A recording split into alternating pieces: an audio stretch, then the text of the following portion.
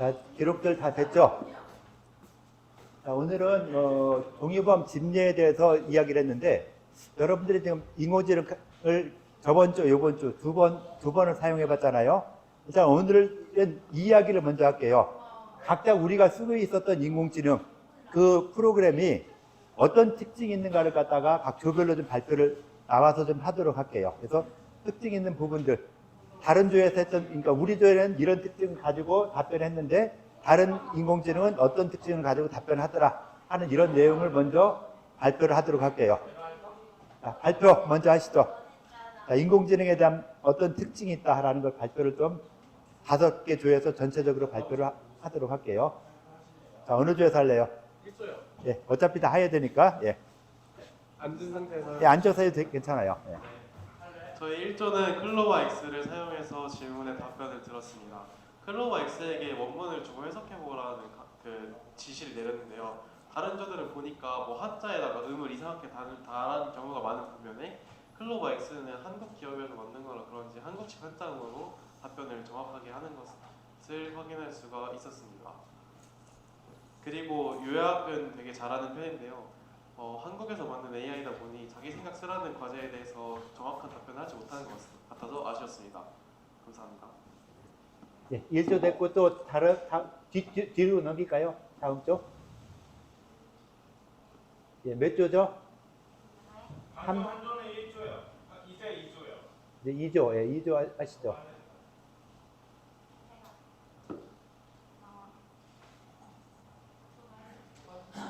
제가 할게요.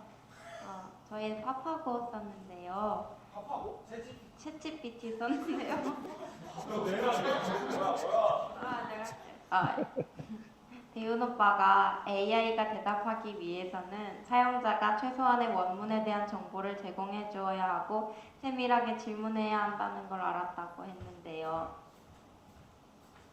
이걸 되게 잘못된 정보를 많이 주는데 그거를 고쳐도 또 잘못된 정보를 대답을 해가지고 참 신뢰감이 부족한 상황이라고 생각했습니다.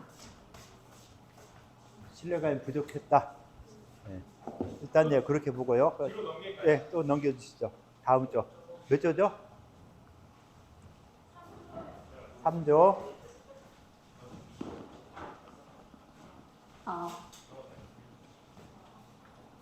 3조는 리튼이라는 인공지능을 사용했는데 우선 느리고요. 처음에 질문을 하면 양이 굉장히 방대하게 나와서 세부 질문을 해야만 저희가 원하는 좀 간략한 답변을 해주는 경향이 있습니다. 좀 말을 많이 했는데 그 내용은 어때요? 좀 맞는 것 같아요? 좀 틀린 것 같아요? 내용은 맞는 것 같아요. 그리고 내용은 세부 질문을 하니까 챗 GPT랑 거의 동일한 답변을 내놓더라고요. 예. 그리고요. 자, 부족도. 저희는 구글에서 하는 제미니를 썼는데 제미니는 나무위키에서 자주 긁어와서 내용을 잘 알려주긴 하는데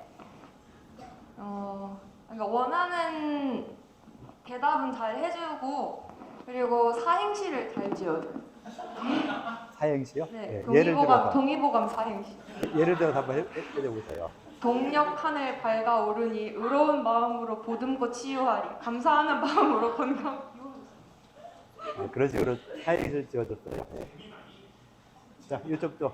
예.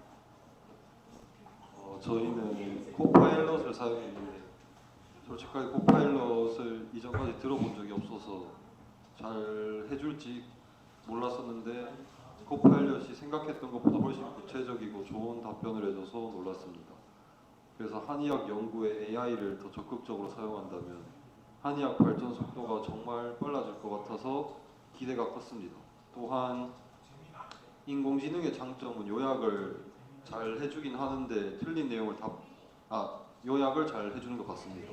다만 단점은 틀린 내용을 답하는 경우가 있어서 따로 확인을 해봐야 할 것 같고 또한 코파일럿이 동의보감 그리고 동의보감 집례의 차이를 잘 그냥 뭐 구분하지 못하는 것 같다는 생각도 들었습니다.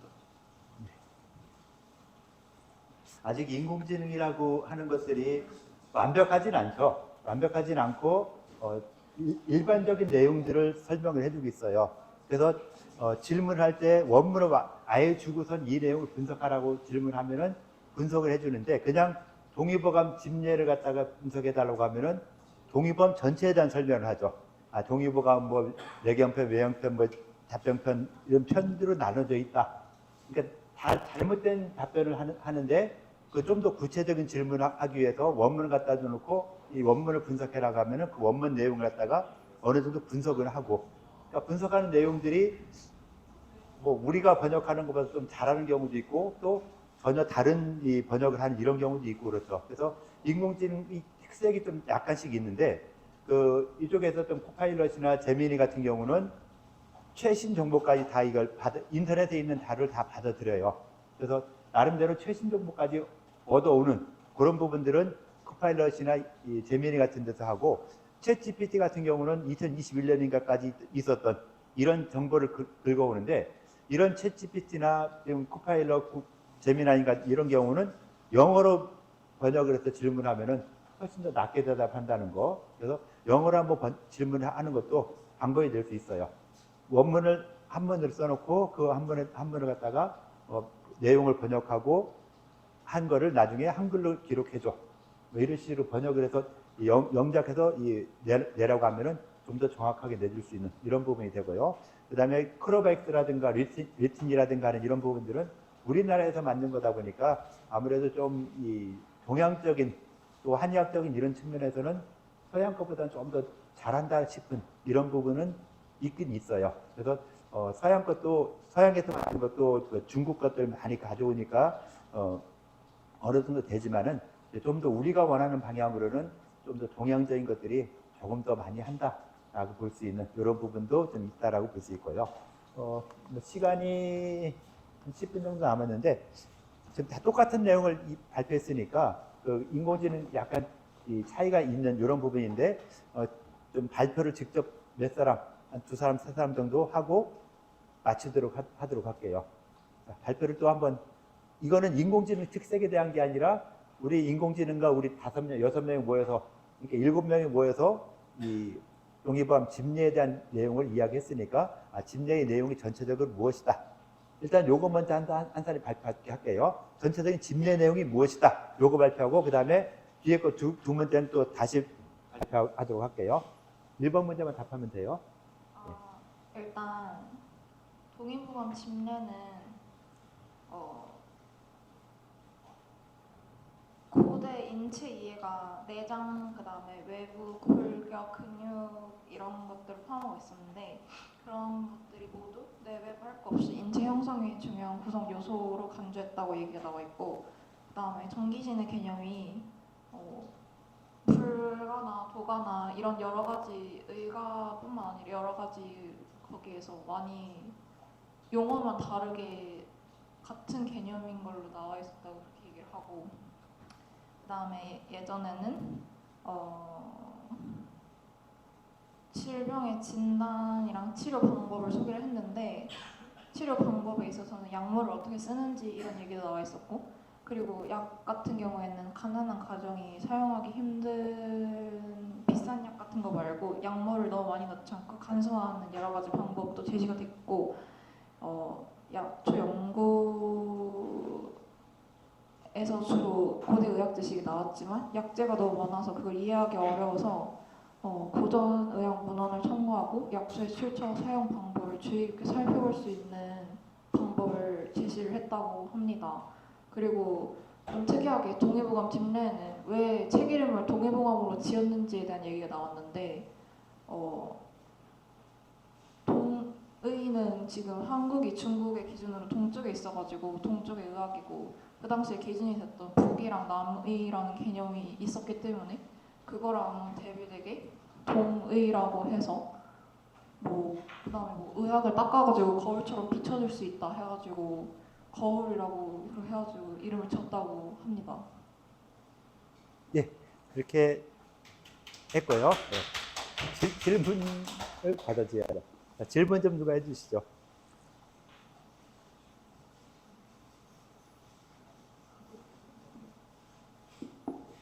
자, 전체적인 진료에 대한 내용을 이렇게 설명을 했어요. 거기서 이제 또 질문할 거 있으면은 발표한 데서 좀 부족했던 부분 또는 내 생각에 다른 부분들 질문 좀 해주실 필요가 있죠.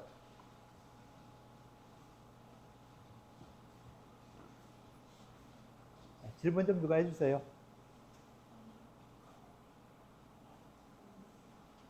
나와서 발표하면은 참 발표하기 싫어지죠. 질문 안 하면은 안 끝나니까.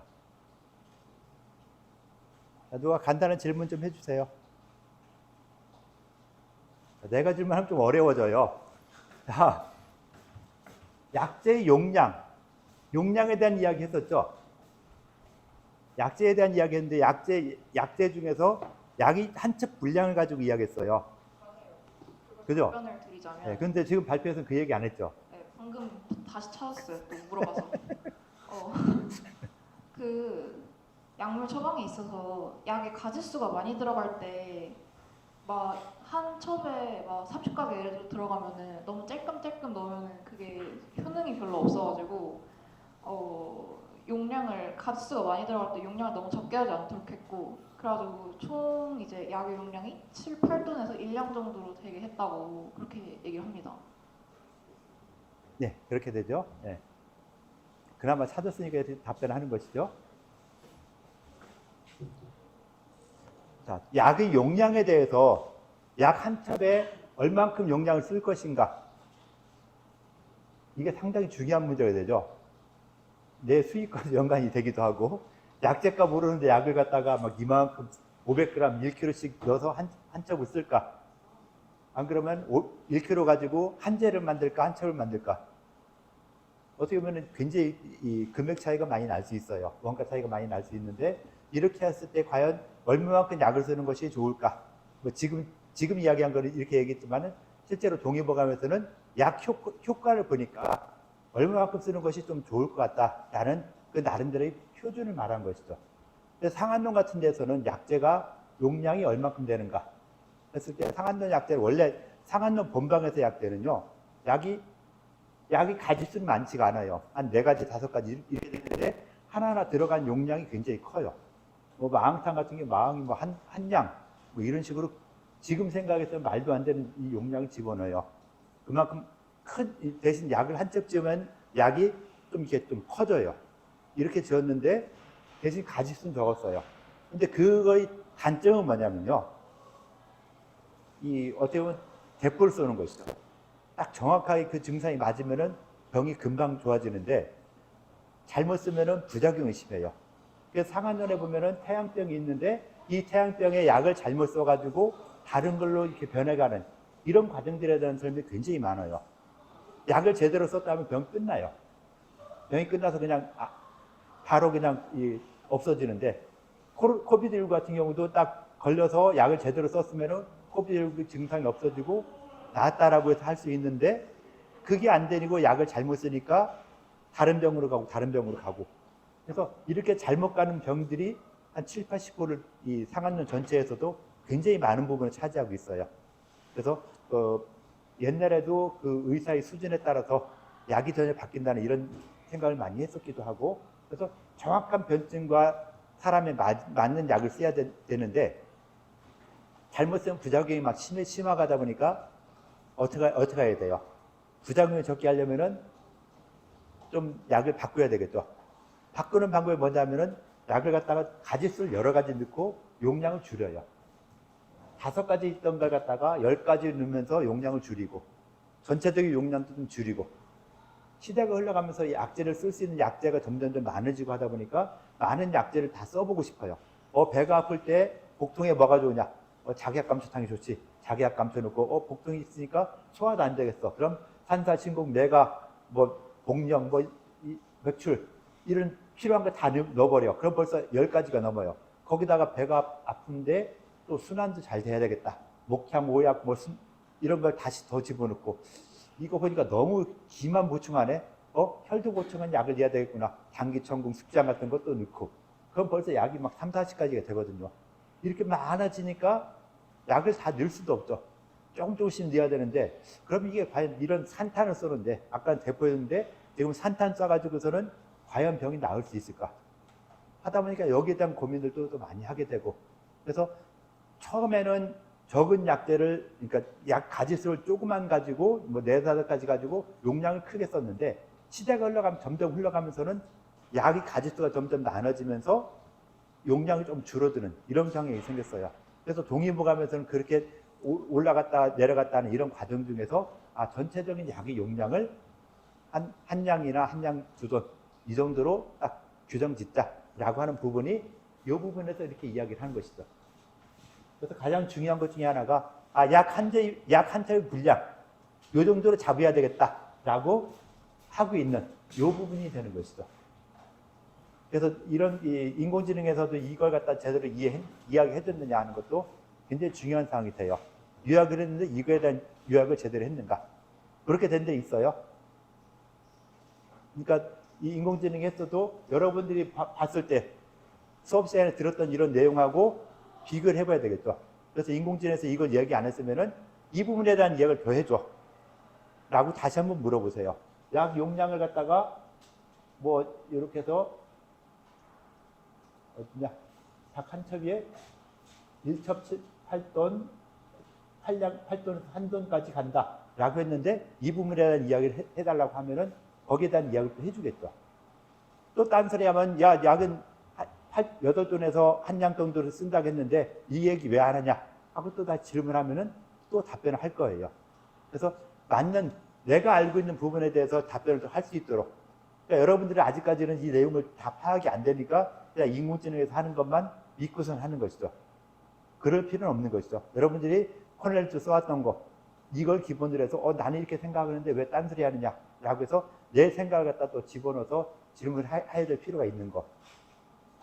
그러니까 여러분들이 이렇게 질문하는 이런 과정들을 계속 배워가는 과정이다라고 생각해 주시면 될 것 같아요. 그래서 하나하나 배워가면서 이런 질문을 이렇게 하면은 더 좋은 답변을 얻겠구나 라는 걸 볼 수 있겠죠. 한 주만 더 이렇게 하고 그 다음 주에부터는 인공지능을 바꾸도록 할게요. 그래서 다른 인공지능에서는 또 어떻게 하는가 하는 부분들을 또 생각할 필요가 있겠죠. 시간이 됐으니까 발표한 사람 더 할래요? 싫어요? 그럼 내가 떠들어 시간 더 지나요. 하여튼 이 인공지능에서 이야기하는 것들도 이렇게 잘못되고 틀린 거 많다는 거 모르는 건 가르쳐 주면은 얘가 좀 더 잘해요. 그래서 좀 더 잘할 수 있도록 해주고 지금 코파일럿 같은 경우는 컴퓨터에서 안 되는 경우가 있거든요.